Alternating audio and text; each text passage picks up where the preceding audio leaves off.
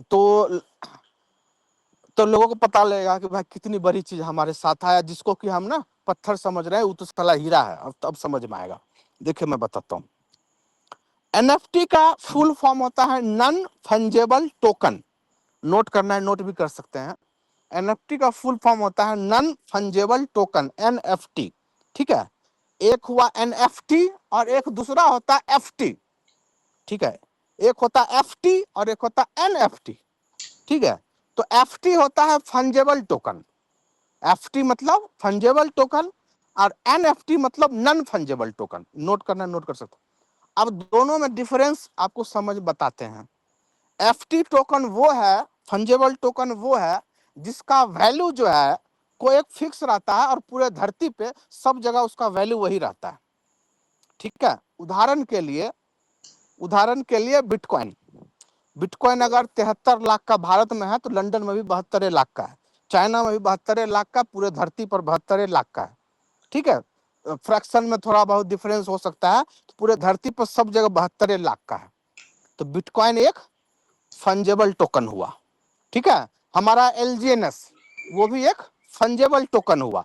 जो डॉलर हुआ, डाई हुआ, इथेरियम हुआ, सोलाना हुआ, जितने भी कॉइन है सारे सारे फंजेबल टोकन है।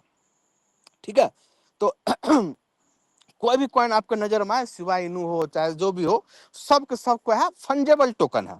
यानी कि इस टोकन का एक कोई वैल्यू है और वो मतलब फिक्स है, वही है पूरे धरती पर सब जगह वही है उसका, वही है फंजेबल टोकन। और एक उसके वाला उल्टा शायद होता है non fungible token. Non fungible token का मतलब होता है कि इसका ना कोई वैल्यू नहीं है, ये इसका कोई मोल नहीं है, ये अनमोल है। एनएफटी का मतलब हुआ इसका कोई एक फिक्स वैल्यू नहीं है, इसका वैल्यू जो है अनमोल है, मतलब कुछ भी लगा सकते हैं, जो बोली लगाना है लगाइए, कोई एक रेट नहीं फिक्स है इसका। ठीक है, जैसे कि एग्जाम्पल के लिए बताते हैं, एग्जाम्पल के लिए है टीपू सुल्तान का तलवार। ठीक है, टीपू सुल्तान का तलवार का कोई वैल्यू थोड़ी है। ठीक है, लेकिन चाइना वाला मान एक बात करे उसको, लेकिन ऑक्शन में छोड़ा जाए, कोई कहेगा कि हम 10 करोड़ देंगे, कोई कहेगा हम 50 करोड़ देंगे, कोई कहेगा 60 करोड़ देंगे। ठीक है, कोई एक वैल्यू नहीं है उसका, वो अनमोल है, उसका वैल्यू जो है अनमोल है एनएफटी का।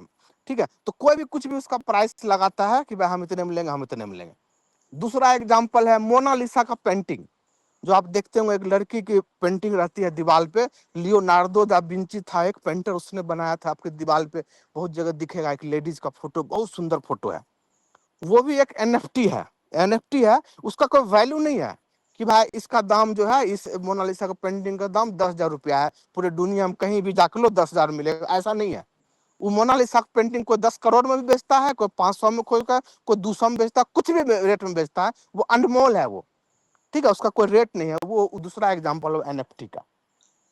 तीसरा एग्जाम्पल मैंने एक दिन दिया था कि वहां पे इलेक्शन हुआ था, मैंने बताया था मोदी जी ने झालमुड़ी खाया था 10 रुपया के नोट से।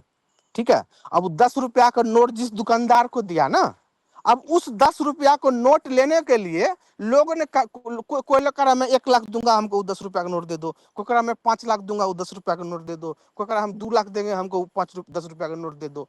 तो वो जो 10 रुपया का नोट है ना, वो एक एनएफटी बन गया, यानी कि उसका कोई फिक्स वैल्यू नहीं है, वो अनमोल हो गया, कुछ भी हो सकता है उसका। ठीक है, और एग्जाम्पल की बात करें तो जो मैंने एक बार और बताया था, वर्ल्ड कप हुआ था 1983 में, जब कपिल देव ने मैच जीता था।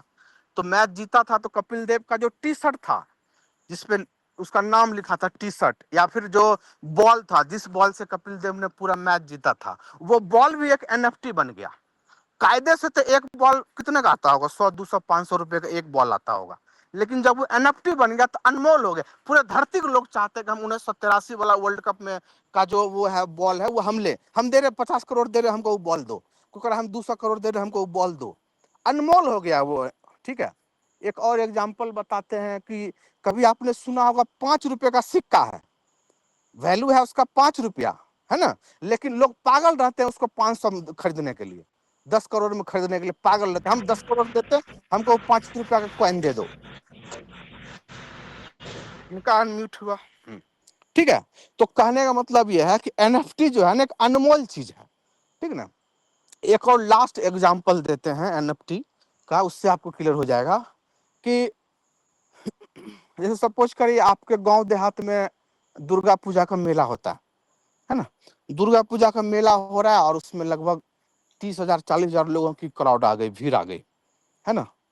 अब उसमें 30-40,000 लोगों के भीड़ में साला पते नहीं लग रहा है कि कौन मेन आदमी है, कौन मेन आदमी है, कौन जो है मुख्य आदमी है। कुछ हुआ तो आग बाग लग गया तो किसको बोलना है, पानी की व्यवस्था करना है तो किसको बोलना है, कुछ टेंट में कुछ हो गया किसको बोलना है, पता ही नहीं है उतना 50,000 लोगों के भीड़ में। तो उसके लिए क्या करते हैं, जो मैनेजमेंट रहती है वो उसमें से 10-20 लोग वॉलंटियर को खोजता है, 10-20 वॉलंटियर को खोजता है और उसके जेब के ऊपर गोल जैसा एक बिल्ला लगा देता है, कार्यकर्ता का जेब के ऊपर एक बिल्ला लगा देता है। तो वो जो बिल्ला लगा है ना भाई साहब, वो बिल्ला एनएफटी है, समझ में आ रहा है, एनएफटी कहिए या उसको आप सर्टिफिकेट कहिए, ठीक है।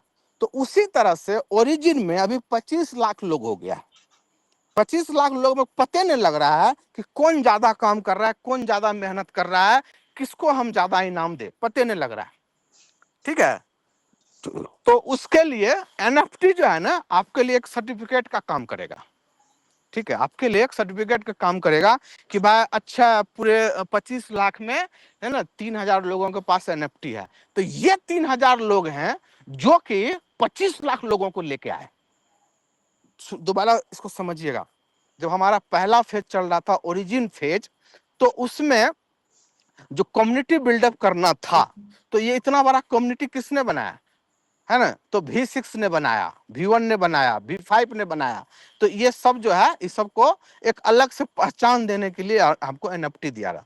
तो वो एनएफटी के लिए हमें खरीदना पैसा थोड़ी देने लगना है, वो एनएफटी हमें जो है, जो हमारा ऐसे भी हमें 15 लेवल खोलने के लिए $10,000 चाहिए ही, वो $10,000 लगाएंगे, एक एनएफटी पहचान हो गई, एक सिस्टम के पास एक रहेगा, जब भी कभी कुछ प्रोग्राम होगा या फिर कुछ वैसी बात होगी तो इन्हीं लोगों को खोजा जाएगा कि भाई आप ही जो है हमारे रीढ़ की हड्डी हैं, जो